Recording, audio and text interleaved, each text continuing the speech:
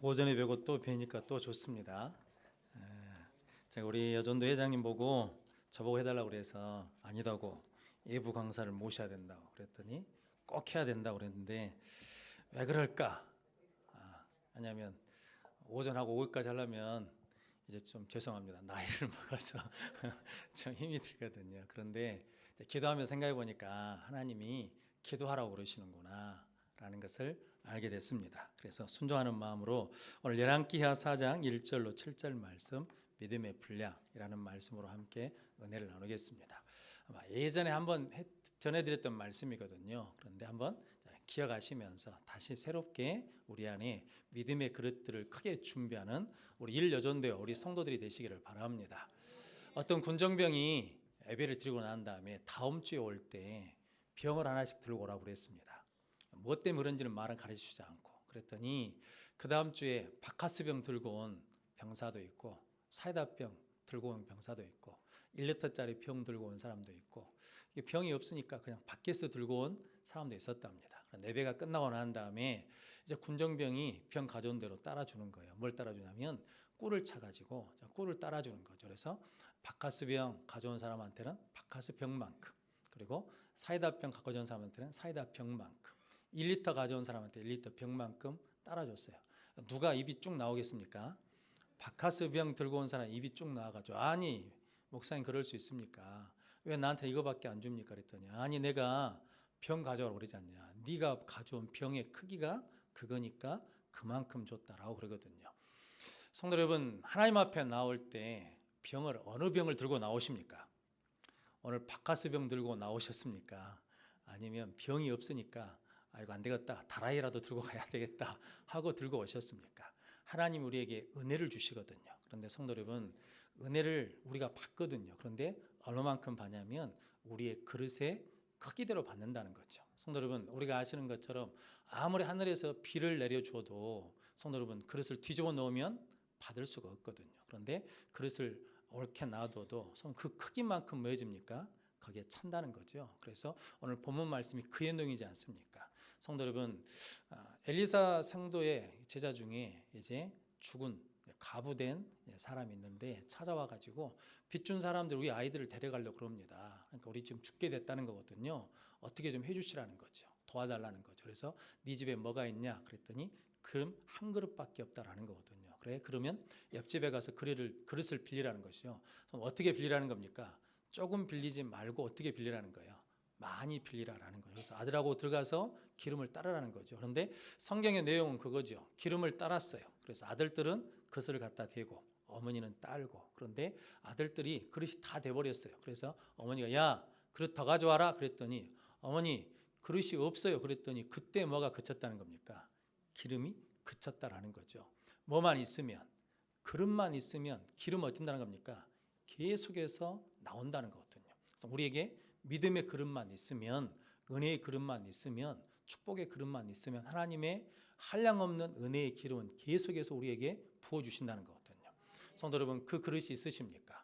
그릇이 있다 그러면 여러분의 그릇은 얼마나 큽니까? 성도 여러분, 큰 그릇입니까? 적은 그릇입니까? 성도 여러분, 다른 사람하고 비교하지 마십시오. 왜 하나님 저 사람은 많이 주고 왜 나는 안 주십니까? 이게 아니라 하나님이 주셨거든요. 그런데 우리가 받을 뭐가 없어요. 그릇이 없어. 성도 여러분, 그릇이 있어야 돼요. 근데 그것도 어떤 그릇이 있어야 되냐면 큰 그릇이 있어야 돼요. 그래서 우리 자녀들 양육할 때 성도 여러분, 이게 구박 주면 안 됩니다. 어떤 권사님 집 딸이 엄마 나 미술할까? 그랬다는 거죠. 그랬더니 그 어머니가 뭐라 하는지 아십니까? 아이고 우리 딸 훌륭한 화가가 될랑갑네 이렇게 말해야 되잖아요. 그런데 뭐라 했냐면 이 미친년아 그랬다는 거거든요. 뭐냐면 미술이 돈 준다냐, 미술이 먹고 살 수 있다냐 그랬다는 거예요. 성도 그 순간에 그 아이의 그릇은 어떻게 했습니까? 깨져버리는 거죠. 그 순간에 그 아이의 그릇은 어떻게 겁니까?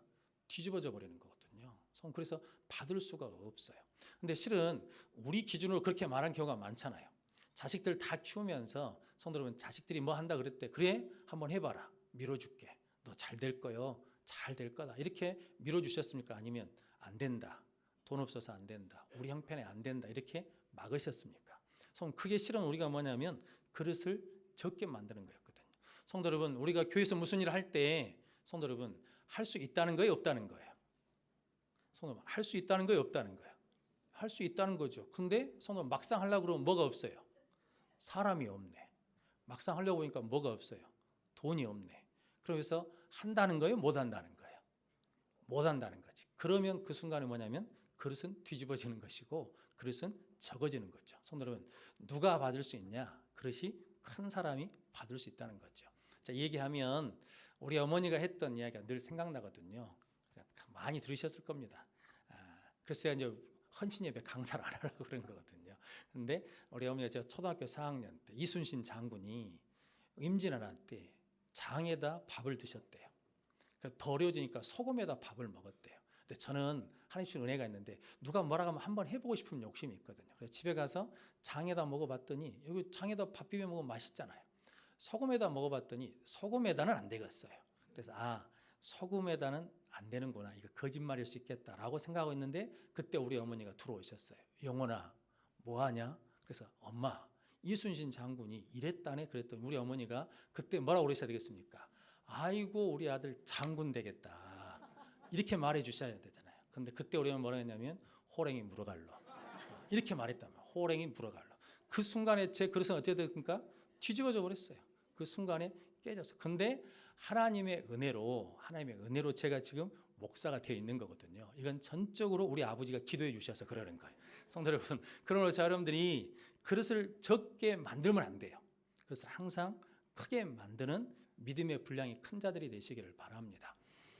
또 어떤 권사님 딸이 서울에서 인턴으로 취직이 돼갖고 인턴 생활을 하거든요. 그런데 인턴 생활하면서 시험도 보고 그리고 뭐냐면 이제 실적도 이제 점검하는 날인데 이게 시험을 볼 때마다 이게 지방에서 올라가니까 서울에서 있는 애들하고 좀 차이가 나더랍니다. 그래서 늘 시험을 보면 이게 점수가 낮아요. 서울에 있는 애들은 정보도 많고 배운 것도 많아서 그런지 어쩐지 자기보다 점수 항상 많이 나오는 거예요. 그러니까 자기는 항상 밑에서 놀아요. 그러니까 그 시험 이게 쉽게 말하면 상사가 누구를 이뻐하겠습니까? 점수가 낮은 애를 이뻐하겠습니까? 점수가 높은 애를 이뻐하겠습니까? 당연히 점수가 높은 애를 이뻐하죠. 그러면서 자기에 대해서는 늘 무시하기도 하고 그리고 너 같은 애가 되겠냐라고 그러더라는 거죠. 그런데 이제 1년 지나고 횟수로 2년이 지났습니다. 그런데 어느 날 엘리베이터 앞에서 그 상사를 만났대요. 그랬더니 그 상사가 자기를 다르게 보더래요. 그러면서 뭐냐면 너 요즘에 잘하고 있지? 그러더라는 거예요. 그래서 왜 저렇게 말씀하시지? 라고 생각해 봤더니 1등 한 애는 힘들다고 참지 못하고 회사를 그만둔 거예요. 성적이 좋은 애는 그 힘든 관계, 일 때문에 그만두고 나가버렸어요. 그런데 자기는 갈 데가 없어. 그러니까 좌우지간 견디고 있는 거예요. 그랬더니 1년이 지나고 2년이 지났어요. 그러면서 자기 입으로 이렇게 고백하더래요. 왜냐면 1등 하면 뭐 하냐고. 그만두고 가버렸는데.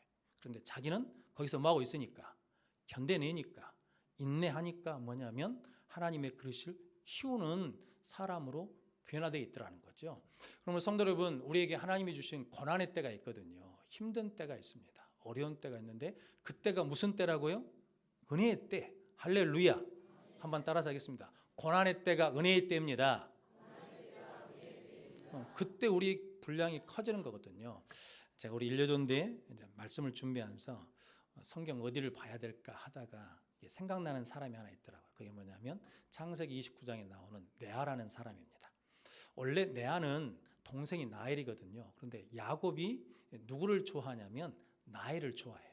라헬을 좋아해서 7년 동안 일을 했거든요. 그러고 난 다음에 이제 삼촌 나오는 때 라헬을 달라는 거죠. 그래서 결혼식 해가지고 첫날밤을 지내는데 삼촌이 이게 좀 수를 써가지고 라헬을 넣어준 게 아니라 레아를 넣어줬거든요. 근데 성경에 보니까 레아는 시력이 약해.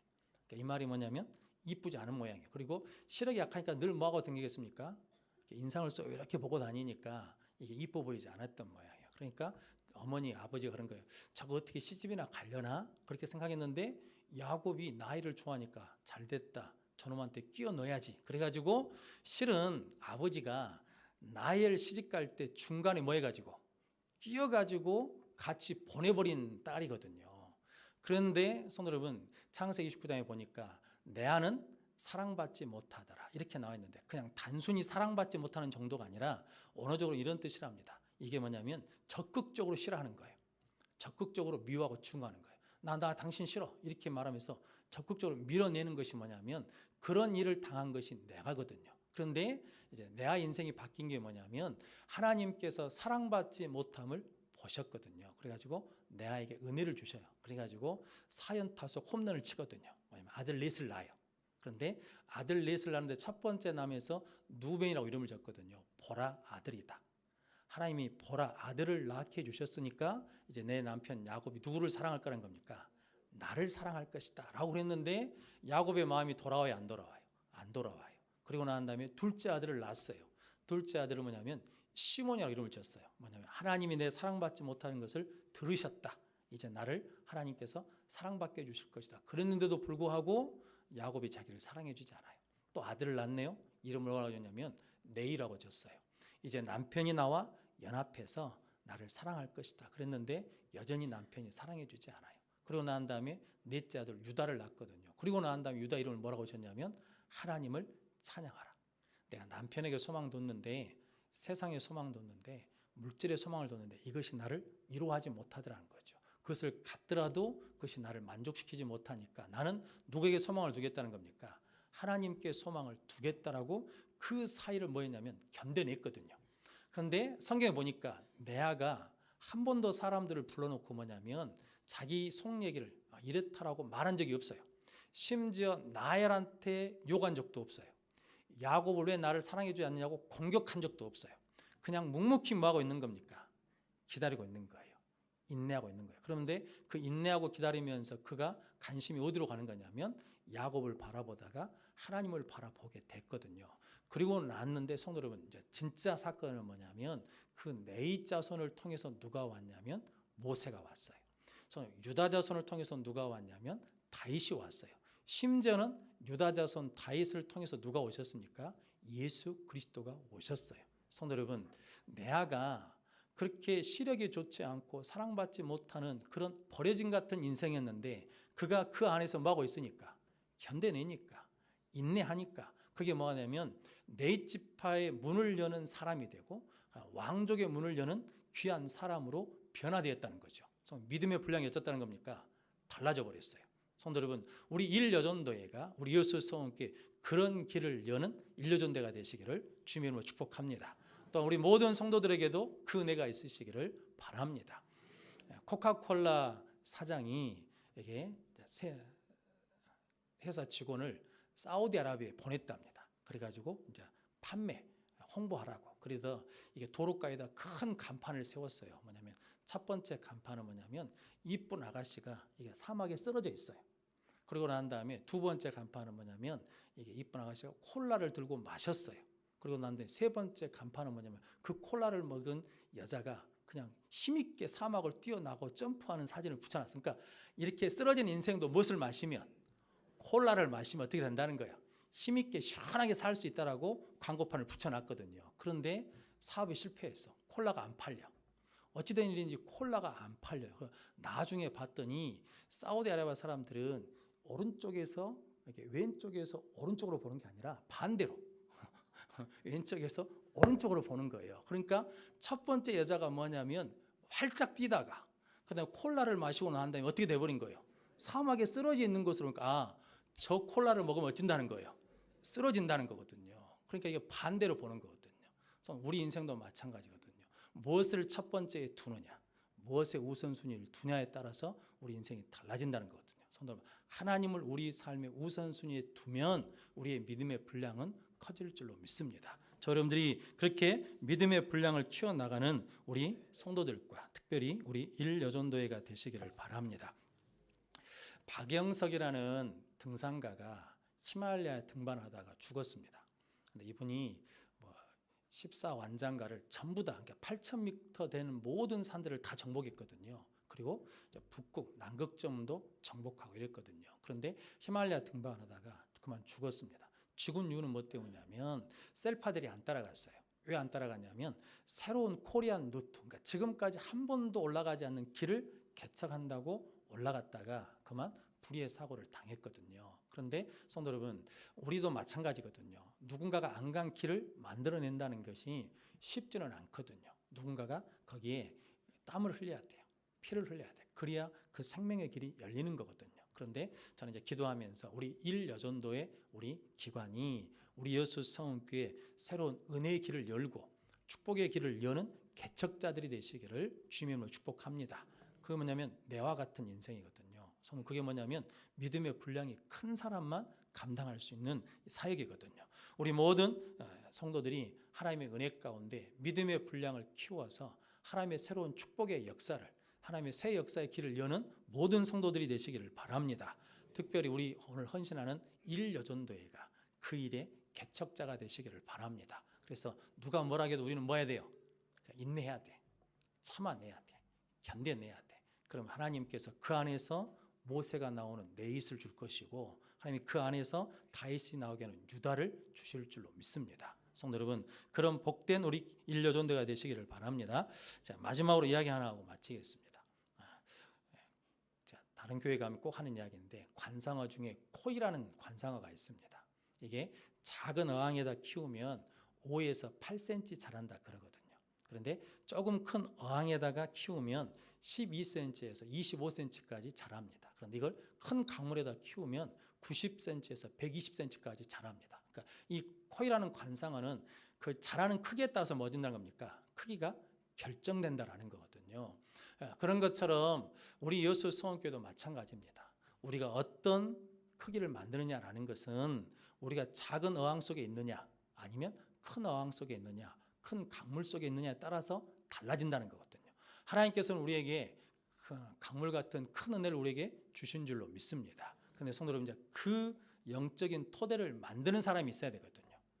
누군가가 이렇게 큰 강물 같은 마음을 가지고 있어야 그 속에 어떤 고기든지 들어와도 그 고기들이 어떻게 클 수 있다는 겁니까? 90에서 120cm, 1m가 넘는 고기로 클 수 있는 거거든요. 그런데 아무리 고기가 와도 우리의 어항이 작은 어항이면 뭐밖에 못 만든다는 거예요. 5에서 8cm 피라미밖에 못 만든다는 거거든요. 성도 여러분, 그런데 우리 일여전도회가 우리 여수성교회 영적인 토대를 큰 강물로 만드는 우리 권사님들, 집사님들 되시기를 주님으로 축복합니다. 우리 어머니 연세시들이거든요. 좀 많으신 분들은, 70이 넘으신 분들은. 그래서 가끔 제가 농담으로 그러거든요. 권사님 이렇게 부른 것이 아니라 어머니 이렇게 부르기도 하는데 성도 여러분, 저는 그런 소망이 있습니다. 우리 모두가 다 큰 강물 같은 마음을 가지고 있다 그러면 어떤 심령이 우리 교회에 오든지 그 사람이 자라고 자라서 어디까지 자란다는 겁니까? 그리스도의 장성한 분량까지 자랄 수 있는 그런 큰 강물을 저와 여러분들이 함께 만드시기를 주님으로 축복합니다. 그 일에 쓰임 받는 우리 일여전도회가 되시기를 바랍니다. 그래서 기도해 주셔야 돼요. 하나님, 우리 교회가 큰 믿음의 분량을 갖게 해 주십시오. 우리 담임 목사가 큰 그릇을 되게 해 주십시오. 하나님, 우리가 서로 사랑하고 섬기고 이해하고 양보할 때 우리 여수 성교회가 큰 강물이 되게 해 주십시오. 그래서 우리 여수 성교회에서 큰 거목들이, 큰 대어들이 나오는 역사를 이루어 주십시오라고 품고 기도하는 우리 일여전도회가 되시기를 주님의 이름으로 축복합니다.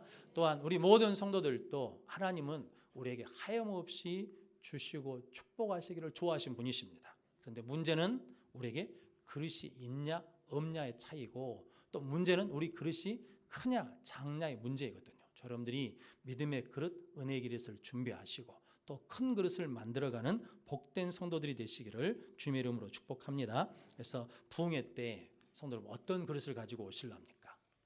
바카스병 들고 오실랍니까? 아니면 다라이를 들고 오실랍니까? 성도 여러분, 하나님의 축복은 지금 나한테 임해서 그것이 이루어질 그때까지는 시간이 좀 있거든요. 그런데 문제는 이거죠. 우리가 어떤 그릇에 담아놨냐에 따라서 그 말씀이 1m가 넘는 큰 축복의 말씀이 되기도 하고, 저는 조그만 그릇에 담아놓으면 5에서 8cm밖에 자라지 않는 말씀이 될 수 있다는 거거든요. 자, 여러분들이 오늘 말씀을 통해서 우리 모두가 다 큰 믿음의 그릇을 가지고 하나님의 말씀을 받아서 그 말씀이 우리 가운데 축복의 말씀으로 자라고 넘치는 역사가 있으시기를 주님의 이름으로 축복합니다. 그래서 이 시간 우리 찬양 한번 하고